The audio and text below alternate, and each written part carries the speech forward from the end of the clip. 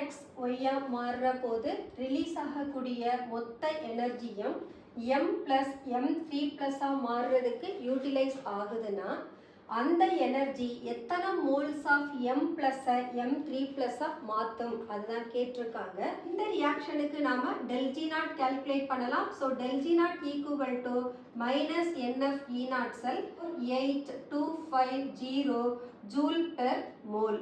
Joule kilo ஜூலுக்கு convert பண்ணோம்னா that becomes minus 48.25 kilo joule per mole. இப்போ நாம் எத்தனை மோல்ஸ் ஆஃப் எம் ப்ளஸ் ஐயா எம் த்ரீ ப்ளஸ்ஸாக கன்வெர்ட் ஆனதுன்னு கண்டுபிடிக்க போகிறோம். X2Yல ரிலீஸ் ஆகிற எனர்ஜி தான் இந்த ரியாக்ஷனுக்கு யூட்டிலைஸ் ஆகுது. So we are taking X2Y. So this is equal to del G naught of X2Y is minus 193 divided by del G naught of the given reaction is minus 48.25. இதை solve பண்ணா we are getting 4.